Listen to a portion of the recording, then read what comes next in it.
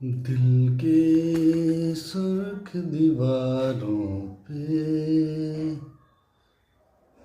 दीवारों पे। हाँ दोस्तों, दीवारों से याद आया बनारस का दीवार। प्रधानमंत्री 13 तारीख को बनारस जाने वाले हैं। भगवा ब्रिगेड वहाँ पर सभी दीवारों को, जितने भी सड़क पर दीवार हैं, बिल्डिंगें हैं, उन सभी के दीवारों को भगवा रंग में रंगने की तैयारी कर चुकी है। अब तक तो रंगा भी गई होगी। उन्होंने इस चीज़ का भी ख्याल नहीं रखा कि लोगों ने अपने पसंद से अपने घर को अपना रंग दिया, चाहे वो धार्मिक तौर से हो, चाहे अपने मन को पसंद आने वाले रंग से हो, लेकिन इस सब की परवाह नहीं की। 56 इंच आ रहे थे, उनके अनुयायी सोचे कि अजीमो शान शहंशाह आ रहे हैं तो उनके शान में कौन गुस्ताखी कर सकता है, कौन इसका विरोध कर सकता है। हालांकि हमें लगता है कि ये सब करने के पहले सबसे पहले देश के राष्ट्रीय ध्वज तिरंगा को जितने भी अलग अलग रंग हैं और उसमें जितने भी वो क्या बोलते हैं, चक्र के अंदर जो ये तिलियां हैं, उन सबको हटा के मिटा के सुर्ख कर दिया जाए, उनके अनुसार भगवा कर दिया जाए। उन्हें इसकी परवाह नहीं है कि देश में जितने भी लोग रहते हैं उन सभी का नेतृत्व हमारा तिरंगा करता है। और हमारा देश विभिन्न रंगों से, विभिन्न जातियों से, विभिन्न धर्मों से, विभिन्न भाषाओं से, अलग अलग रंग रूप वेशभाषा के लोगों के रहने से गुलजार हो रहा है। इस गुलिस्ता से हमारा देश महान है, इससे उन्हें कोई मतलब नहीं है। वो राम को एक रंग में देखते हैं, वो राम को एक जाति में देखते हैं, एक धर्म में देखते हैं, चुनाव में देखते हैं, अपनी जीत में देखते हैं।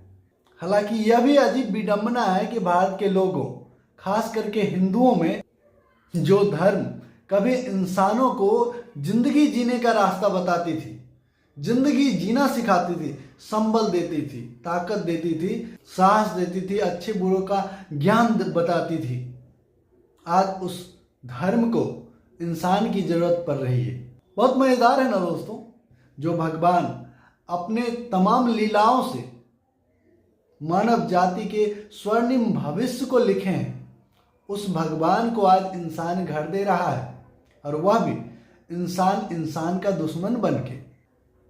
जो धर्म कभी नहीं सिखाया कि हमें दूसरे धर्म के लोगों को परेशान करके, मार करके, लिंच करके, उसकी बुराई करके, किसी खास धर्म या जाति के प्रति नफरत के बीज बोकर तुम अपने धर्म को बढ़ावा देना, रक्षा करना, जिस धर्म ने कभी नहीं सिखाया, आज उसकी रक्षा इन्हीं तमाम कुविद्या के तहत हो रही है। मैं तो नहीं मानता, मेरा धर्म तो ऐसा नहीं है। इतना कमजोर मेरा धर्म और मेरा भगवान हो ही नहीं सकता जिसे हमारी जरूरत हो। हमें धर्म की जरूरत है, हमें ईश्वर की जरूरत है। ईश्वर को मेरी जरूरत पड़ जाए तो शायद मुझे नहीं लगता कि मुझे उस धर्म और उस ईश्वर पर फेथ करने की भी तनिक भी, रत्ती भर भी जरूरत है। जब वह धर्म, जब वह भगवान खुद कमजोर होगा तो हमारी सलामती क्या खाक करेगा। रही बात मेरी सोच की, मैं इंसानी सोच का हूँ, और मुझे अच्छे से पता है आज कि मेरी जो इंसानियत सोच है, इंसानी जो लिबास है, नो डाउट मैं जन्म से हिंदू हूँ, लेकिन मैं अपनी सोच से इंसान बनना चाहता हूँ।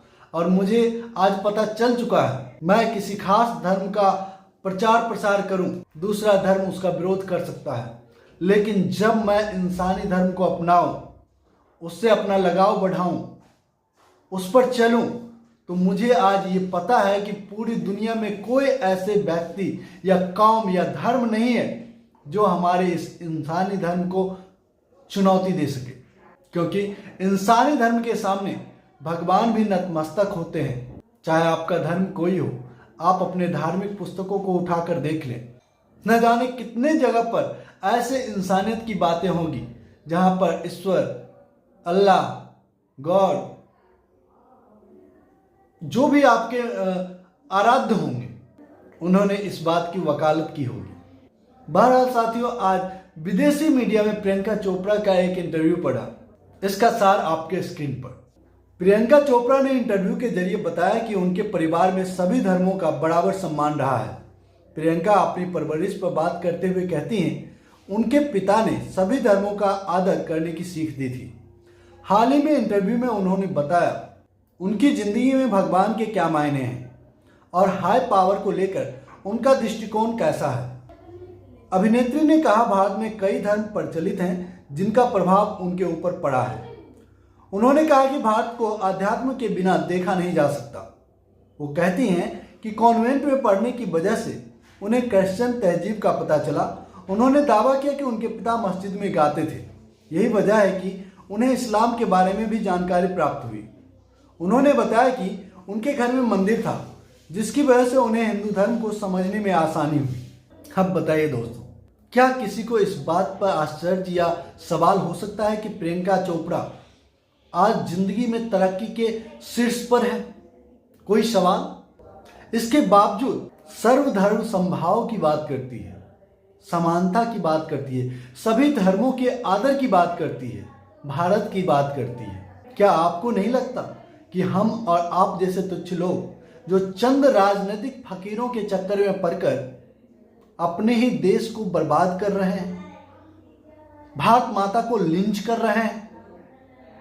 आपको नहीं लगता कि आज एक बार फिर महाभारत में द्रौपदी के बाद आज भारत में भारत माता की द्रौपदी के जैसा हालात हो चुके हैं, जिसके पीछे एक नहीं पूरे के पूरे सत्तारूढ़ पार्टी और उसके कार्यकर्ता दुशासन के रूप में उसके चीरहरण करने को आतुर हैं?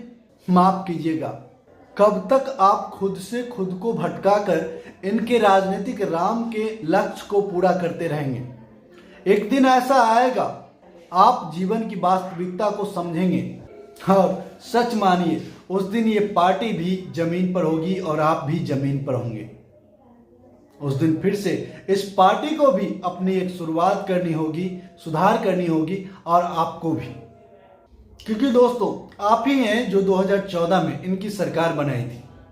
इनके अच्छे अच्छे सुनहरे भाषण, जुमले मन को मोह लिया करती। ऐसा प्रतीत होता था कि अब स्वर्णिम युग भारत का आ जाएगा, हमारा स्वर्णिम युग, नया भारत, अच्छे दिन आने वाले हैं।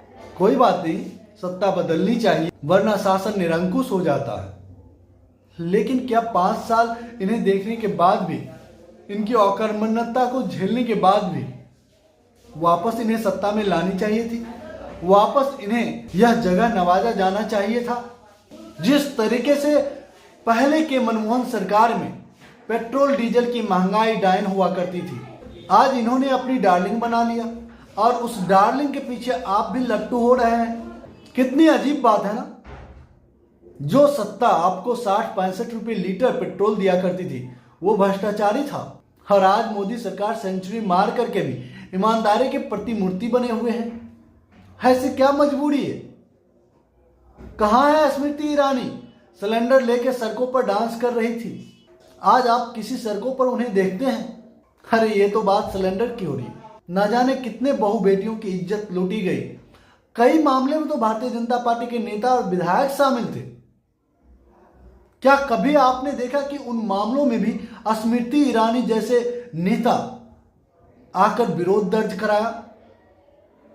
नहीं ना।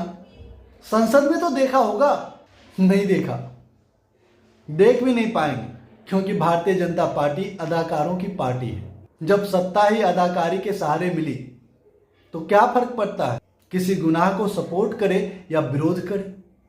खैर, विरोध करने की तो उनमें क्षमता है नहीं, सो वो अक्सर सपोर्ट करते रहते हैं। आपने देखा भी होगा कि लड़कियों का बलात्कार हुआ और बीजेपी के नेता रैली निकालकर पीड़िता के सपोर्ट में नहीं, बलात्कारी के सपोर्ट में रैली निकालते देखा गया। हम बात कठुआ की कर रहे हैं। कुलदीप सिंह सेंगर लड़की से बलात्कार करता है, उसके बाप को हाजत में पीट कर मार देता है। पीड़िता अपने किसी पहचान वाले से मिलने के लिए रायबरेली जा रही थी, उसके गाड़ी को ट्रक से कुचला जाता है, उसमें उसके वकील, उसकी चाची की देहांत हो जाती है। कुछ दिनों बाद पीड़िता भी खत्म हो जाती है। उसके बावजूद उसका क्या होता है? जो मोदी जी 24 घंटे, 1 दिन, 2 दिन, 4 दिन, 1 सप्ताह, 1 महीना फांसी की बात करते हैं। मोदी जी आज कई साल हो गए कुलदीप सिंह सेंगर को फांसी कब होगी? क्यों नहीं हुई फांसी? दोस्तों, हो ही नहीं सकता। आज देश में जितने भी जघन्य अपराध हैं सब के सब लीगलाइज हो चुके हैं। आप जो चाहे करना कर सकते हैं, शर्त भ्रष्टाचार होना चाहिए। भारतीय जनता पार्टी को रुपये जाने चाहिए। आप जिस तरह से भी अपना बिजनेस करना चाहते हैं, बिजनेस को खड़ा करना चाहते हैं, खड़ा कीजिए, खड़ा होगा। पार्टी फंड में चंदा आपका जाना चाहिए। क्या मजाल है कि कोई ऑफिसर आपके गिरेबान पे हाथ रख दे? गिरेबान को भूल जाइए, आपके हाथ पकड़ ले, आपको छू दे।